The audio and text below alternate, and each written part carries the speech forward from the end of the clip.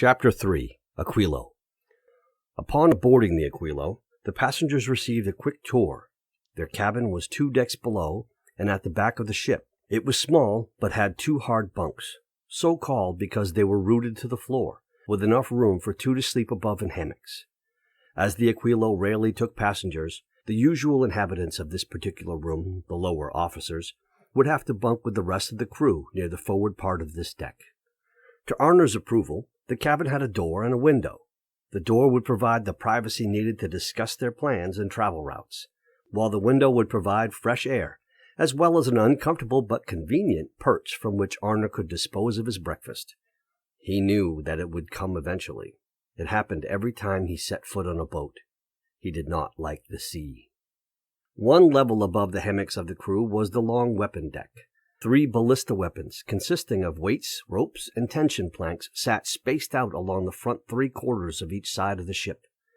Iron balls and tools were stacked over the ship's keel behind the firing stations. A crew member, dressed in a blue shirt and baggy pants that used to be white, bragged as he noticed the visitors. "Ever seen one of these?" he asked. He cranked down a tension bar attached to the front of the weapon. "Me, Dimmy, and Virgil over there," he pointed to a short boy piling shot, "can set up a hurler in under 2 minutes. "So how does it work?" Karast asked. "Well, you have to be strong." The braggart flexed his bicep for her. Karast faced Elian and rolled her eyes so only he could see. "Watch it there, Bynes," said Virgil. "Strong you ain't." Bynes answered Virgil with an obscene hand gesture. "We aim the ballista by hand. Look here." Bynes moved to the back of the weapon. "The back here slides in this groove carved into the floor. The front don't move but the pivot on that pin." He pointed to a pole that stretched from floor to ceiling. "We can cover an arc of 29 degrees. Bynes spun an X-shaped handle on top of a large screw at the back of the weapon. "We spin this to adjust the range." "Ever been in a battle?" Jaren asked. 3 skirmishes, and I hope it never happens again. Hurling is fun. Getting hurled at ain't." In addition to the in-place weaponry aboard, the Aquilo stationed men at the top of the 3 masts, both as lookouts and bowmen. Even the common members of the crew were armed. Every crew member carried a long knife and kept an axe or a long curved sword readily available. How often do these ships need to defend themselves? Jaren wondered. He really had no idea. The library had contained many books on seamanship and the economics of sea trade, but he had found these boring and long-winded. The stories from the sailors that ventured into the city from the dock were much more interesting. Sailors were a suspicious group, and tales of great beasts rising from the deep to drag ships down were common. Pirates were, apparently, everywhere. Jaren found it hard to believe that this could be a mere cargo ship. It looked plain to him that this vessel could survive a daunting battle against even the most fierce of foes. Perhaps the reason for such need for armament was that the Aquilo was, more often than not, a smuggler's ship. Maybe this was the pirate ship. Whatever the scenario, the Aquilo would offer a strong defense. The bottom deck of the ship held the cargo storage areas and kitchen. Food and beverage for the entire crew were stored in the rooms behind the cooking area. The stoves rocked with the ship, hanging in chains from the ceiling. As hot as they were, if they were to sit on the wooden floor, they could possibly set the ship ablaze. The cook, Savaro, was a thin, short man with long silver hair tied behind him in a ponytail. He talked with anyone who came into the kitchen. Elian had already begun to call him the long talker.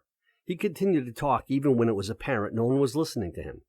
When visiting the kitchen, some men did not even extend a greeting for fear that they would be entwined in a lengthy discussion on the history of bread making or a 12-point lecture on the intricacies of brewing beer, though many others prompted the latter discussion in the hopes of scoring a cup. Jaren found it odd that there was no brig aboard. He had read some tales of piracy and adventure, and he half expected to see an area with 2 or 3 cells down in the bowels of the vessel. Apparently, in the event of a battle, the crew of the Aquilo did not take on prisoners, or even survivors. Discipline was harsh aboard the Aquilo. Most punishments consisted of a simple lashing, though the recipient probably would not consider it simple. More serious crimes usually meant the sentence of death. Stealing or murder would earn the offender a rope around the neck. If the crime was especially heinous, the captain might order someone dragged. Sharks sometimes follow ships due to the trash and excrement thrown overboard. Because of this, the crew came to call the dragging of a shipmate fishing. "The sea is hard. The captain must be harder," had been Arnor's commentary on the subject. Karas and Elian lent their backs to the work necessary to run the ship. They followed the orders of the second mate, a large and leathery man called Campson, pulling lines and hoisting sails. Jaren stood on the aft deck, breathing in the sea air and trying to keep out of the way as the Aquilo left port. Arno was leaning on the rail. He didn't look well. His skin had a green pallor. Seagulls called as they flew circles near the ship. Always present at seaports, seagulls were ever on the prowl for an easy meal, and could steal the bread straight from the hand. As the sun set on their first day at sea, Karas, Jaren, and Elian climbed down the steep ladder stair to join Arnor in the private cabin. They could hear the crewmen snoring in the hammocks that hung on the pegs in the forward part of this deck. The cabin door was slightly ajar, and a cold, salty breeze brought the faint but familiar smell of vomit out to meet them as they approached. Arnor looked pale. He had refused to come away from the window to lie in a bed.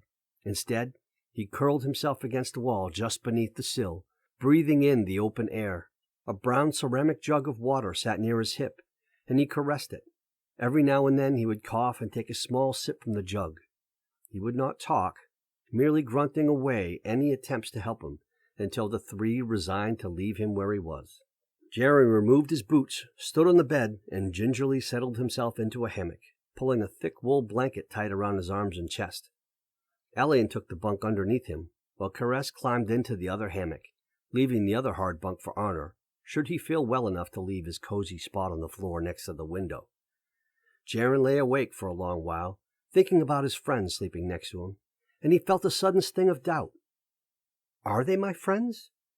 They were royal guards of the kingdom of Melanthios, personal bodyguards to King Gerenthel Keltanon, if that was in fact his name. Had they ever been just his friends? Since age 11 or 12, they had been keepers of the royal secret. Jaren had heard of the royal secret. He was, after all, a scholar, if only a mere apprentice at present. Up until these recent events, however, he had considered the existence of a royal secret to be only a dim-witted conspiracy theory. The textbooks alluded to it, and always dismissed it as a minor fantasy to answer some random anomalies buried in the government's storyline. Jaren had wondered where each of them went for months at a time every year. Elian had told him that he had left every fall to bring in the harvest of his family's farm south of Starkwall.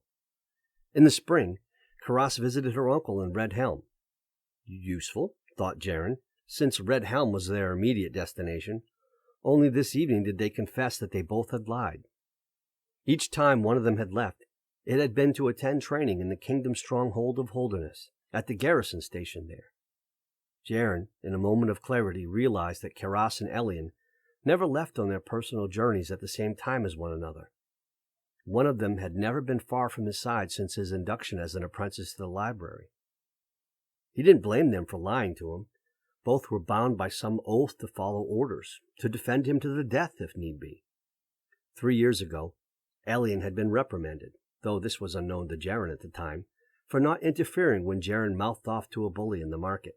The bully won himself a bloody lip. Jaren received a bloody nose and a black eye. Elian received 4 weeks of stable duty when he reported for training that fall. But out of it, Jaren had learned a lesson, when to keep his mouth shut, and even more, how to take a stand. The cold breeze cleared the air from the room as they slept. Next morning, the three awoke to find Arnor, looking pale, draped across his bunk and snoring loudly.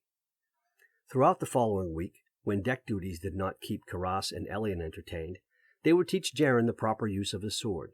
These lessons, taught with wide sticks instead of swords for obvious reasons, often left Jaren with bruises, scratches, sore hands, and bleeding fingers. More than one fingernail had turned a painful black. "Try not to block it with your hand," exclaimed Karas after having given Jaren a nasty crack across the knuckles. "That's sound advice," said Jaren as he stuck an injured knuckle into his mouth. "Swing across and parry with the tip pointed down so that you're in a position to attack as you come back," Karas said. It seemed each lesson left more bruises than the last. By the 4th day of lessons, Jaren could, in an effort to avoid being stung, execute an effective series of parries, though his cuts and thrusts were slow and obvious. The strongest man does not always win the fight. Karas parried Jaren's slashes as she said this. Often, duels end with the smaller of the two cleaning the blood from her blade, she said with a wink. It is speed that wins fights. Decisions have to be made and anticipated. Quick hands and a quicker mind. With each reference to the word quick, Karas's wooden sword touched a vital killing spot upon Jaren, but only just. Elian and Karas were both well experienced with a wide variety of weapons. They often picked up items from the deck with which to spar.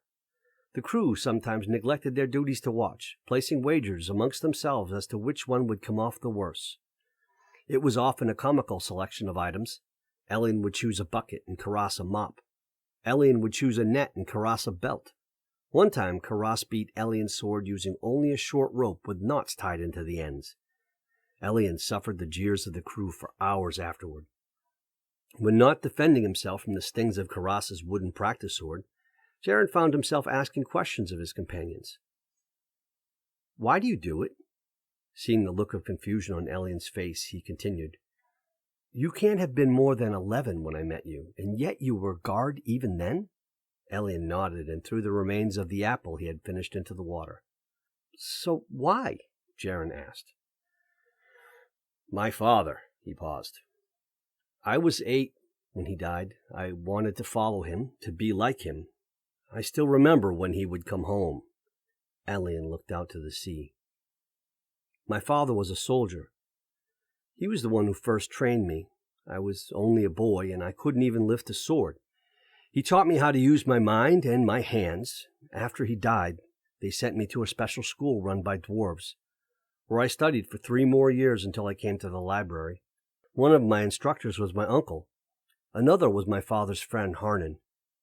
Elian leaned on the railing, looking down at the water. "How did he die?" Jaren asked. He had only been thinking about how this news had changed his own life. The news of Elian's lost father opened his eyes to the sacrifices that hundreds must have made so that he could even exist. "My father was the personal bodyguard to your father, Lorenistel Keltanon. An assassin who was trying to kill your father killed him instead." Elian straightened and turned away from the railing. "He guarded your father, and so I guard you to honor him." He unstopped his water bottle and took a small sip. Karas let out a nervous chuckle. "That's a good reason. I didn't know that." "What about you, Karas?" Jaren asked. "My family aren't warriors. We're scholars." She started absent-mindedly tapping the wooden sword on the deck. "I did it for a bunch of reasons. See, when I read one of the letters—" "Oh, sorry. Yeah, I read one of the letters that your father had sent with you to the library, so I kind of found out by accident. And well, once I knew, my father swore me to secrecy. Do you know what they've done to people who can't keep their mouths shut? He made me read about it. Not pleasant. Anyway, it was then that I decided that if I had to keep this secret close, I might as well be doing something about it. My father reads history books. Maybe someday my name will be in one of them. I just felt like I had to be a part of it. I knew I'd never be much of a scholar like my father, and I wanted to do something important, to make him proud." She frowned. "I didn't figure on how much work it would actually be, though." She laughed. "You're a bit of a jerk." Elian shot the water he was drinking out of his nose in a sudden outburst of laughter, causing both Karas and Jaren to double over until they were crying and gasping for breath. In between sword practice, deck duties, and spouting water out of the nose, Elian and Jaren discussed how, without money, they were going to make the journey to Starkwall. Arner had spent everything they had brought to procure passage to Red Helm, less than half the distance they needed to travel. When they arrived in Red Helm, there would be no funds to continue. Maybe Karas really did have an uncle upon whom they could impose. Arner must have some sort of plan, but he had kept to himself for most of the journey, although he was no longer seasick. One night, Arner had taken part in a terribly lengthy discussion with Savaro, the long talker. While Arner emptied a bottle of gold-colored spirits, Savaro had rambled on for an hour about mind control wizards attacking the free will of unwary travelers and prisoners. Up and down Savaro paced, hands waving wildly in the air, spatula pointing to make his points, as he spouted on about one conspiracy after the other. The mad general of the cellar, dead men walking around, or the secret dragon's den and its unclaimed riches. Arner half listened, half laughed. Always entertaining, good information can sometimes be obtained from the ramblings of a wild, old, and well-traveled man. This did not appear to be one of those nights. Arner stumbled into the cabin, after his three companions had taken their bunks, holding in his hand a small round bottle. As he closed the door with his elbow, he fished around inside his pockets. Unable to produce a cork from any of them, he settled for taking a long pull of the amber liquid rolling around within the clear glass. He squinted above him to Jaren, as if there was something he must know, regardless of his current condition. He reached up to wake the youth, and in doing so he noticed the cork clutched within his fist. Lest he once again forget the whereabouts of the pesky thing, he pushed it into the neck of the bottle. Seeing for the first time that the other occupants of the cabin were awake, and probably even sober, he asked this question. "What have you read of history, boy?" "I've had lessons with Master Cirrus," Jaren answered. "Then tell me some of what you know. Talk about the 3 founding nations, if you know anything." Jaren searched his memories and finally recalled. There were 3 nations originally: the dwarven underground realm of Dandor, the high elven mountain kingdom of Tarminia, and 1 human kingdom, Melanthios. "What do you know of Melanthios?" Arner asked, bending down to take off his boots and striking his forehead on the bunk. "What is there to say? It's the human kingdom under King Garand." "But it wasn't always so. Do you know the history of the War of 234? Arner rubbed his head, knocking his hat to the floor. Jaren was silent a moment, pulling information from his daily hours of study back at the library. Looking away from Arner, he shifted his gaze to the painted ceiling so as not to be distracted from his thoughts, and began to tell the tale. In the year 5706, the human king of Melanthios, Hernan II, ruled from the city that served as a major pass through the mountains. It separated the northern and southern lands. Today we call the city Temarak. Hernan was blessed with 2 sons, each born to a different woman, concubines of the king, who had no wife. Loving his sons equally and having no other heirs, he divided his kingdom in half, naming one Eros and the other Elek, after his sons. This was also when he reset the year counter to observe the date of the split kingdoms. "Wow!" exclaimed Elian. "You sound like you're reading from a book." Master Cirrus made me read the history out loud to the new apprentices. Had you been paying attention, you might already know some of this. "Go on," said Arner, as he climbed into his bunk underneath Karas's hammock, still cradling the near-empty bottle. The brother kings were fast friends and ruled the 2 kingdoms as one from Temarak, but as their families lived on, generation after generation, the 2 kingdoms divided. There was peace between them for the first few successors. In 234, war broke out. The southern kingdom, Elek, under the rule of King Daras, wanted to unite the land by negotiating a joint throne through a marriage of heirs. The northern king, Mavius, had other ideas and poisoned King Daras. Mavius claimed lordship over Elek, announcing that a treaty had been signed by King Daras, who was now deceased. Some of the southern knights accepted his lordship, but others did not. War lasted for 20 years, with Dandor and Tarminia coming to the aid of northern Eros, for they believed the lie about the treaty. This was a chance to unite the humans into a single realm again. They did not know the treachery of Mavius. In the end, after 2 decades of war, the human kingdom of Melanthios was finally united as the long King Daras had wished. However, Mavius enforced horrible rules upon the southern lands, further embittering them to their new oppressor. Several assassination attempts were made against him, but none were successful. "The guy sounds like a real catch," said Karas, receiving a swat from Arner, lying in the hard bunk under her hammock. Mavius studied the dark arts, extending his life well beyond what is natural. After more than 100 years of tyrannical rule, several southern knights and lords formed an alliance against him. They brought their grievances against Mavius to Dandor, as well as the other underground dwarven cities, and the elven kingdom of Tarminia, seeking alliances. The elven kingdom refused to help them, but the dwarven kingdom Dandor, having finally learned of the poisoning of King Daras, agreed to give them aid. The dwarves began forging weapons and smuggling them to the southern knights. Unknown to the dwarves of Dandor, or even the knights, Mavius' high priest had made contact with the spirit world to gain information on the insurgents in his midst. It has been said that Mavius made contact with a demon. This demon's name was... Jaren closed his eyes, trying to remember. Are we discussing fairy tales now? Karas interrupted. And what happened to these knights? Arnor prodded Jaren while poking Karas in the ribs. The southern knights drew up their armies and lay siege to the capital city. During the attack, a devastating quake struck. This quake caused the valley to sink, dragging down nearly all combatants. The southern knights lost most of their number, but all of Mavius' armies and knights died in the quake with King Mavius. The castle and the surrounding towns and farmlands were laid so low that water eventually swamped the area and is now called the Lake of the Damned.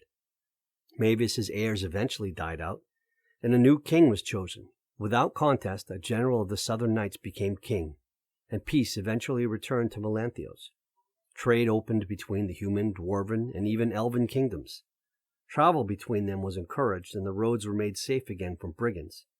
Law returned to the land. As he said this, Jaren heard the snores from Arnor's bunk. Pondering why Arnor might ask all of these questions only to pass out, Jaren, in his hammock, closed his eyes and he too fell asleep.